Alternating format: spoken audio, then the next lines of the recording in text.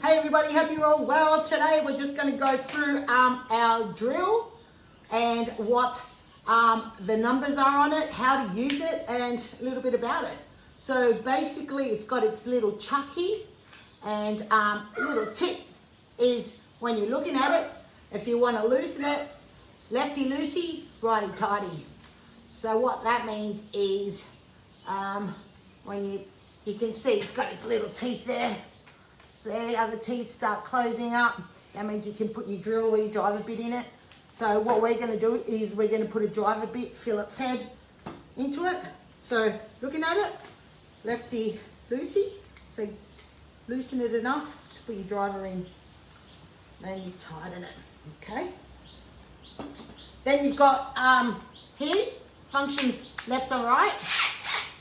That basically, that little trigger there, when you press it, the chuck will turn anti-clockwise. Press it the other way, it will turn clockwise. So that's basically to loosen the screw or tighten the screw. There's also, if you put it in the middle, puts it in a lock position, which is always useful. I remember throwing it in the back of my van sometimes and I could hear it. By the time I got to the workshop, it was flat. So yeah, just whenever possible, put it in the middle. You've got your numbers up here on the top. There's a 1 and 2. The way I usually go about it is the harder the material, the slower the speed. Because obviously if it's too hard, it's going to burn the drill, right? So yeah, so if you're trying to drill metal, say for instance, just slow it down, put it on number 1. Even use lubricant when you're drilling metal too, so it doesn't burn your drill bit. When you're doing timber, softwoods, obviously it's softer, so you'll put the speed up to number 2. So that's speed.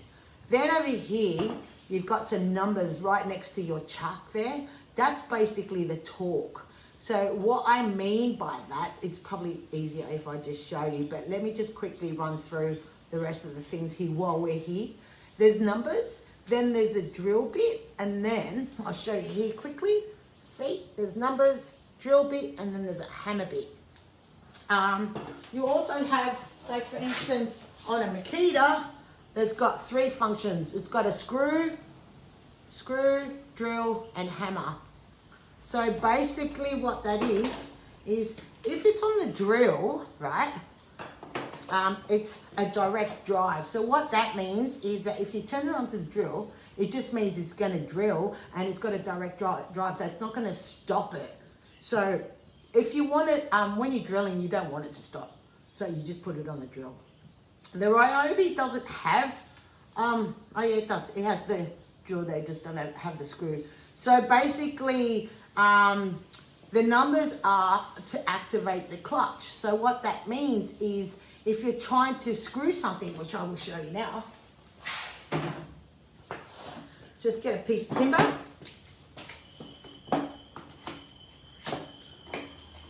Right, timber screw.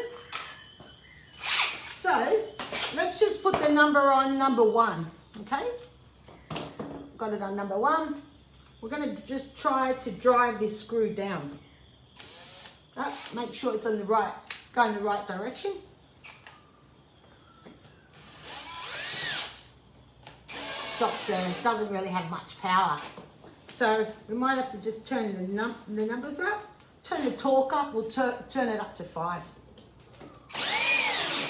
Or you can see it's driving it, but still hasn't driven it right down. It's still, see that, still sticking up a little bit. So what you're going to want to do, turn the number up a little bit more. So then turn it up to 8. Yeah, there you go. Basically, that's the setting that you're going to want to leave it if you want to make sure that your screw's flat. So that's what that is. Torque, hammer drill is basically to drill into masonry, which we'll go through a little bit later on. So I hope that helps. See you soon.